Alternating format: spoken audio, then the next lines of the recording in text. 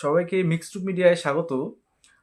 প্রথমেই আমি যেটা তোমাদের বলবো যে জিএনএম স্টাফ নার্স যারা ক্যান্ডিডেট আছো, তোমাদের এক্সাম যাতে খুব ভালো হয় এবং এই কয়েকটা দিন তোমরা কিন্তু অবশ্যই আহ, ভালো করে পড়ো। অ্যাটলিস্ট প্রাথমিক নলেজটা একটু যাতে তোমাদের মোট কথা থাকে, যেটা পরীক্ষায় তোমাদের কাজে লাগবে। এবং অবশ্যই যে বেসিক যেগুলো অনেকে যে ভুলগুলো করে থাকে, তাড়াহুড়ো করে থাকে পরীক্ষার সময়, সেই বিষয়টা একদমই করবে না এবং টেনশন ফ্রি থাকবে বর্তমানে। ঠিক আছে? আহ, এবং আমি যে বিষয়টা নিয়ে আজকে এই তোমাদের সামনে হাজির হয়েছি, এই ভিডিওটার মেন প্রসঙ্গ হচ্ছে তোমাদের সিএইচও, স্টাফ নার্স বা সিএইচএ এবং অন্যান্য যে পোস্টগুলো ন্যাশনাল হেলথ মিশন বা ন্যাশনাল আরবান হেলথ মিশনের আন্ডারে নেওয়া হচ্ছে কন্ট্রাকচুয়াল বেসিসে।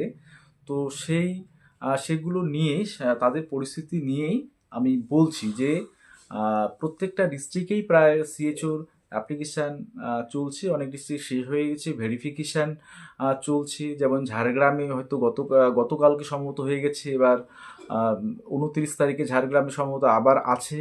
হ্যাঁ, এবার প্রত্যেকটা ডিস্ট্রিক্টের ক্ষেত্রে দেখা যাচ্ছে, যেমন অলরেডি একটা পেপারিং হয়ে গেছে পূর্ব মেদিনীপুরের ক্ষেত্রে। হ্যাঁ, 9,000+, 133টা ভ্যাকান্সির জন্য 9,000+। আমি যতটা যা দেখলাম সেটা হচ্ছে সিএইচওর ক্ষেত্রে সম্ভবত 6,200-র মতো অ্যাপ্লিকেশান পড়েছে সিএইচওর ক্ষেত্রে। তাহলে মানে যে এই যে একটা কন্ট্রাকচুয়াল পোস্টের ক্ষেত্রেও দেখা যাচ্ছে অল্প সংখ্যক সিট, কিন্তু আহ, মানে অ্যাপ্লিকেশন বা আবেদন আবেদন করছে প্রচুর ক্যান্ডিডেট, হাজার হাজার। তাহলে কম্পিটিশনটা তোমাদের কী হারে হবে সেটা কিন্তু বলার অপেক্ষা রাখে না।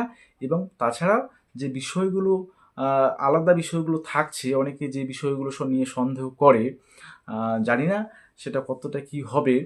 তো সেইগুলো যদি সেখানে আবার ইনভলভ থাকে তাহলে যাই হোক, সেই বিষয়গুলো তুমি যাচ্ছি না। এবার অবশ্যই কম্পিটিশান যেহেতু হাই হচ্ছে, সে সিএইচও বলো বা তোমাদের স্টাফ নার্সের ক্ষেত্রে, সিবিটি জিএনএম এর ক্ষেত্রে বলো, তোমাদের প্রায় ফিমেল ক্যান্ডিডেট 30 থেকে 35 হাজার হবে।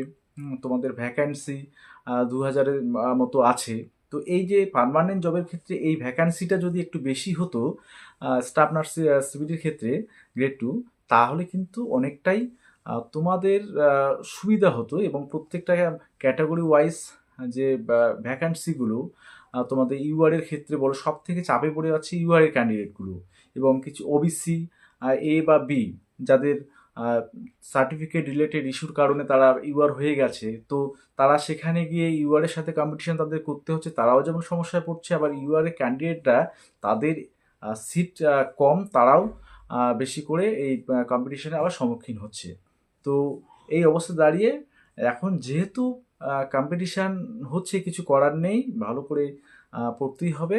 আর সিএচও অন্যান্য যে প্রত্যেকটা ডিস্ট্রিক্টের ক্ষেত্রে আমি দেখেছি যেগুলো ভেরিফিকেশান হয়ে গেল বা হচ্ছে, যেমন ঝাড়গ্রামে বা পূর্ব মেদিনীপুরের ক্ষেত্রে যে বিষয়টা উঠে আসছে, সুদূর এই কোচবিহার ডিস্ট্রিক্টের শীতলকুচি থেকে পূর্ব মেদিনীপুরে অ্যাপ্লিকেশান জমা পড়েছে, এমনটাও হ্যাঁ জানা যাচ্ছে। আমি যদি উত্তরবঙ্গের, আমি পশ্চিম মেদিনীপুরে যেমন অনেকদিন ছিলাম, তো এই উত্তরবঙ্গ থেকে, অর্থাৎ এই কোচবিহার থেকে বা জলপাইগুড়ি থেকে মেদিনীপুরের দূরত্ব মানে 12-13 ঘন্টা, 14 ঘন্টা জার্নি, 15 ঘন্টা জার্নি করা, সেটাও একটা মানে বিষয় আর কি। তবুও একটা চাকরির জন্য আমাদের ছুটে যেতে হচ্ছে এই প্রান্ত থেকে ওই প্রান্ত, কোচবিহার থেকে কাকদ্বীপ। তো প্রত্যেকটা জেলার ক্ষেত্রে কিন্তু সিএচওর প্রচুর অ্যাপ্লিকেশন জমা পড়ছে। অর্থাৎ তোমাদের কম্পিটিশান একটু হাই লেভেলের হবেই। ঠিক আছে? আর সিবিটির ক্ষেত্রে আমি বলবো অবশ্যই এই কয়েকটা দিন জিএনএম এর তোমরা যারা আছো সিবিটি, এবার তোমরা এই কয়েকটা দিন বাড়িতে ভালো করে তোমাদের যত ধরনের ম্যাটেরিয়ালস আছে, হুম, সেগুলো মানে একটু মোট কথা প্রাথমিক যে নলেজগুলো তোমরা নেবেই। পাশাপাশি যে বিষয়টা খেয়াল রাখবে সেটা হচ্ছে কিছু কোশ্চেন জিকে বেসড। মানে জিকে বেসড মানে স্ট্যাটিক জিকে, যেটাকে আমরা সাধারণত বলে থাকি। সেটা আমি মানে মোট কথা স্বাস্থ্য রিলেটেড, তোমাদের সাবজেক্ট রিলেটেড। ঠিক আছে? যেমন তোমাদের বেসিক বা পোস্ট বেসিকের ক্ষেত্রে আসছিল পিএইচ, সেটা কিসের পিএইচ? তো সেই পিএইচটা আমি যদি সেই কোশ্চেনটা না জানি বা না পড়ি কোনো দিন, তাহলে সেটা কিন্তু আমি জানবো, কারণ সেটা তো ভেরি করছে না। সেটা আমি কি বলে, আমি কিন্তু যদি না জানি সেটা, তাহলে কিন্তু আমি আনসার করতে পারবো না। আমি নর্মাল ব্লাডের পিএইচ কত সেটা হয়তো পড়েছি, কিন্তু সেটার সেই মানে যে কোশ্চেনটা আসছে সেটার পিএইচ কিন্তু দেখা গেলো আমি পড়িনি, তাহলে আমি কিন্তু সেটা দিতে পারবো না। এবং যদি সেটা আমি আন্দাজে দিতে যাই, তাহলে দেখা গেলো সেখানে নেগেটিভ মার্কিংও হয়ে যেতে পারে। তো সেটা একটু সতর্কতা অবলম্বন করতেই হবে। তাই এই স্ট্যাটিক কিছু বিষয়গুলো, অর্থাৎ যেগুলো তোমাদের অর্থাৎ এক লাইনে কোশ্চেন, কিন্তু সেটা জানা থাকলে পাওয়া যাবে। যেমন যদি একটা কোশ্চেন আসে যে ভারতের রাজধানী নাম কি, এবার সেটা যদি আমি না জানি বা না পড়ি, তাহলে সেটা কি বুদ্ধি দিয়ে করা যাবে? সেটা তো বুদ্ধি দিয়ে করা যাবে না। তো সেইগুলো স্ট্যাটিক যে বিষয়গুলো, সেই বিষয়গুলোর উপর একটু জোর দেবে। ঠিক আছে?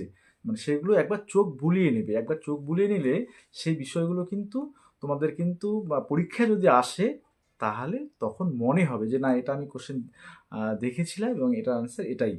আর যেগুলো তোমাদের ক্লিনিক্যাল বেসড বলো বা তোমাদের ওয়ার্ডে যে বিষয়গুলো থাকছে, নার্সিংয়ের ভূমিকা, সেই বিষয়গুলো কিন্তু তোমরা একটু ভাবলেই পেয়ে যাবে। ঠিক আছে? তো আহ, প্রাথমিক নলেজ একটু যেমন দরকার আছে, পাশাপাশি তোমাদের এই যে এমসিকিউ টাইপ বা এক লাইনের কোশ্চেন যেগুলো স্ট্যাটিক, অর্থাৎ যাদের আনসারগুলো তুমি হচ্ছে, যদি সেই কোশ্চেন বা আনসারটা তুমি কোনোদিন না দেখো বা না পড়ো, তাহলে সেটা মনে রাখতে পারবে না, তোমাকে তখন আন্দাজে দিতে হবে, এরকম একটা বিষয় থাকছে। তো সেগুলোর দিকেও অর্থাৎ তোমাদেরকে একটু রিভিশনটা দিতে হবে। ঠিক আছে?